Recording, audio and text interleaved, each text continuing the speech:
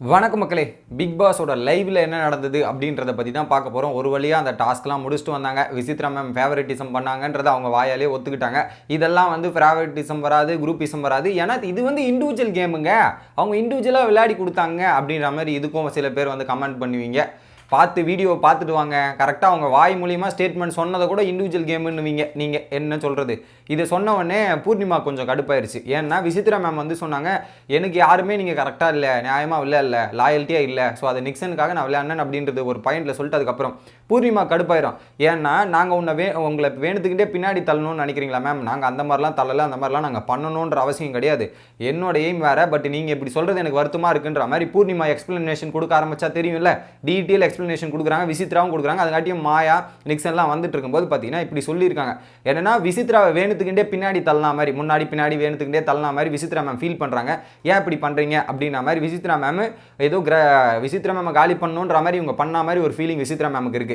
இதுக்கு நடுவில் தான் பூர்ணிமா ஒரு பாயிண்ட் எக்ஸ்பிளைன் பண்ணுறாங்க. என்னென்னா, மேம் நீங்கள் ஃப்ரண்ட்டில் போயிட்டு இருக்கும்போது அந்த கரெக்டாக எண்டு பாயிண்ட் போயிட்டு இருக்கும்போது கரெக்டாக ஸ்வாப் பொசிஷன் யூஸ் பண்ணி கரெக்டாக ஸ்வாப் வந்து நான் அங்கே போய் நின்று நம்ம வின் பண்ணணும், அப்படியே நான் பண்ணியிருப்பேன், அதுதான் நான் யோசிச்சுட்டு இருந்தேன் போது விசித்ரா சொல்கிறாங்க, அந்த மாதிரி ஒரு கேவலமான கேம் நான் விளையாடி இருக்க மாட்டேன்னு சொல்கிறாங்க.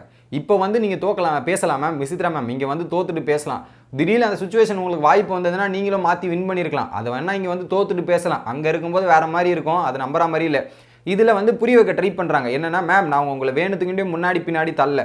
நான் ஏன் தள்ளனா, அந்த பொசிஷன் விசித்ரா மேமுக்காக தள்ளலை, மாயாக்காக தள்ளலை, நிக்சனுக்காக தள்ளலை. அவங்க எல்லாரும் நிற்கிற பொசிஷனுக்கு தான் காரணம். அந்த பொசிஷனில் நின்று தான் நான் காலி பண்ணணும். அந்த பொசிஷன், ஏன்னா அவன் ஜெயிச்சர் தானே, எனக்கு வாய்ப்பு கம்மியாக இருக்குல்ல, அந்த பொசிஷனை பேஸ் பண்ணி தான் நான் அட்டாக் பண்ணேன். பொசிஷன் பேஸ் பண்ணி நான் ஃப்ரண்ட் பேக்கன் விளையாடிட்டு இருந்தேன். இதுதான் நீங்கள் எப்படி வேணாலும் எடுத்துங்க, என்னோட பாயிண்ட் இதுதான் அப்படின்னு மாதிரி சொல்லி புரிய வைக்கிறாங்க.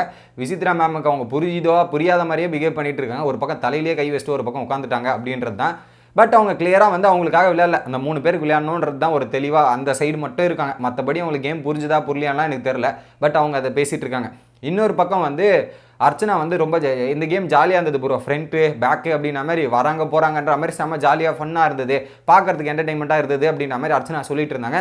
நேற்று கேம் தான் கொஞ்சம் எனக்கு அங்கே கடைசியில் இந்த மாதிரி ஆயிடுச்சு அப்படின்னும் போது ஒரு பாயிண்ட் கேட்குறாரு. என்ன பாயிண்ட் கேட்குறாருன்னா, விஷ்ணு சரி நீ சொல்லு, நான் ஒரு கேள்வி கேட்குறேன், நியாயமான கேள்வி கேட்குறேன், நீ சொல்லு அப்படின்ற மாதிரி கேட்குறாரு. என்ன சொல்லுங்கள் ப்ரோ அப்படின்னோடனே, இப்போது ரவீனா வந்து என்னை அட்டாக் பண்ணான், நான் வெளியே போயிட்டேன், குரூப்பிசம் கிடையாது, ஓகே ரைட்டா. அதே மாதிரி மணி அட்டாக் பண்ணாங்க, மணிக்கு 2 பாயிண்ட் இருக்குது, கிடையாது, ஓகே. எதுக்கு ரவீனாவை நிக்சன் தூக்குனா? எதுக்கு ரவீனாவை தூக்கணும்? தூக்கிருக்கூடாதுல. அந்த பொண்ணுக்கு ஒரு பாயிண்ட்டும் இல்லை, எதுக்கு தூக்கணும்?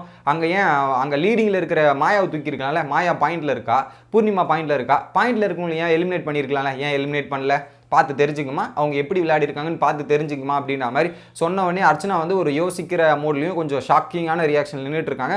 நிக்சன் இது ஒரு பக்கம் தினேஷும் சொல்கிறார், என் கேமையும் அப்படி தான் பண்ண வந்தால் நான் சொல்லலைன்னா என்னையும் காலி பண்ணியிருப்பான், இதெல்லாம் பண்ணியிருப்பான்ற மாதிரி ஒரு பக்கம் எக்ஸ்பிளைன் பண்ணிட்டு சொல்லிட்டு இருக்காரு. அதுக்கப்புறம் எபிசோடில் கட் பண்ணிட்டாங்க, சாரி லைவில் கட் பண்ணிட்டு அதுக்கப்புறம் பேக்கில் வந்து என்னோட பெர்ஸ்பெக்டிவ் இது ப்ரோ, நான் இப்படி தான் யோசிப்பேன், என்னோட திங்கிங் இது அப்படின்ற மாதிரி நடுவில் வந்து ஒரு கிட்டத்தட்ட ஒரு 2 நிமிஷமோ 3 நிமிஷமோ டிஸ்கஸ் பண்ணியிருக்காங்க. ஓகேங்களா, விஷ்ணு கிட்ட அதை என்ன அர்ச்சனா சொன்னாங்கன்னு தெரியல.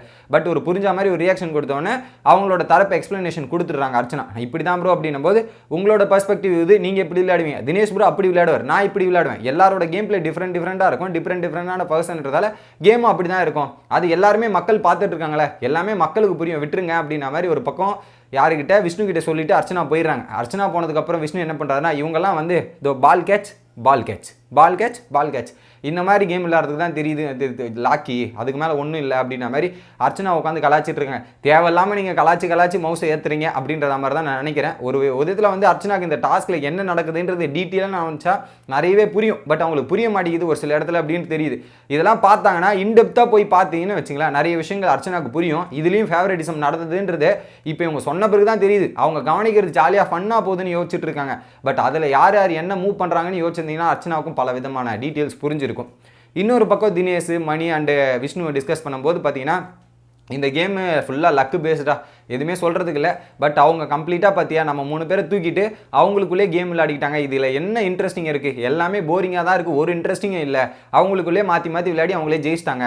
ஃபார் எக்ஸாம்பிள் இப்படி நடந்துதான் நல்லாயிருக்கும் அப்படின்ற மாதிரி ரவீனா சொல்கிறாங்க. மணி போயிருக்கணும், நீங்கள் நம்ம 3 பேர் போயிருக்கணும், மணி, விஷ்ணு, இல்லை தினேஷனா, இல்லை நான் 3 பேர், மாயா, பூர்ணிமா, நிக்சன், இந்த 3 பேர் 6 பேர் இருந்தால் ஃப்ரண்ட் பேக்குன்ற மாதிரி மாறி போயிட்டு வரும்போது கேம் இன்ட்ரெஸ்டிங்காக இருக்கும், சுவாரஸ்யமாக இருக்கும். ஒருத்தர் ஏறுவார் இறங்குவார்ன்ற மாதிரி டிஃப்ரெண்ட்டான டைமென்ஷனில் போயிருக்கும். கேமும் சுவாரஸ்யமாக இருக்கும். இங்கே எங்கே கேம் சுவாரஸ்யமாக இருந்தது, ரொம்ப போரிங்காகவும் அந்த மாதிரி தான் போயிட்டு இருந்தது. அந்த அளவுக்கு வேஸ்ட்டாக போயிருச்சு அப்படின்ற மாதிரி உட்காந்து அவங்களோட ஃபீலிங்கை ஒரு பக்கம் அவங்களோட தரப்பை தெரிவிச்சிட்டு இருக்காங்க. இது நம்மளால் பார்க்க முடியுது. கண்டிப்பாக போரிங்காக தான் இருந்தது. ஏன்னா அவங்களுக்குள்ளேயே விட்டு கொடுத்துட்டு அவங்களுக்காக கேம் விளையாடிட்டு ஃபேவரட்டிசம் பண்ணிட்டு கேம் விளையாட்டாங்க. இதில் கேட்டால் வந்து அவங்க கிரட்ஜஸ் வச்சு விளையாடினாங்க, இது வச்சஸ் விளையாடினாங்க. பட் அப்படி பார்த்தா எனக்கு தெரியலங்க. கிரட்ஜஸ்லாம் வச்சுக்கிட்டு இவங்க விளையாடின மாதிரி தெரியல. நீங்கள் தான் அப்படி பண்ணியிருக்கீங்கன்ற மாதிரி நான் ஃபீல் பண்ணுறேன். இதுக்கு நடுவில் ரவீனா வந்து அடிக்கடி நிக்சனை போய் கலைட்டான். வைத்தறிச்சல் பிடிச்சுவேன், அவன் பார்த்து என் கேமை கெடுத்துட்டான், என் கேமை விளையாடவே இல்லை அப்படின்னும் போது ரவீனாவை பார்த்து நிக்சன் வேறு சொல்கிறார், ரவீனா நீ வந்தால் என்னை காலி பண்ணுறவடி, அதனால தான் நான் காலி பண்ணுற ஆளை தூக்குறேன் அப்படின்ற மாதிரி பல விஷயங்கள் ஒரு பக்கம் லைவில் நடந்துட்டுருக்கு. இன்னொரு பக்கம் அதெல்லாம் முடிச்சுட்டு திரும்ப டான்ஸ் ப்ராக்டிஸ் நிக்சன் மற்றும் பூர்ணிமா டான்ஸ் ப்ராக்டிஸ் போயிட்டு அவங்களோட டான்ஸ் மோட பண்ண ஆரம்பிச்சிட்டாங்க அப்படின்றது தான் தகவல். அடுத்து என்ன நடக்குது அப்படி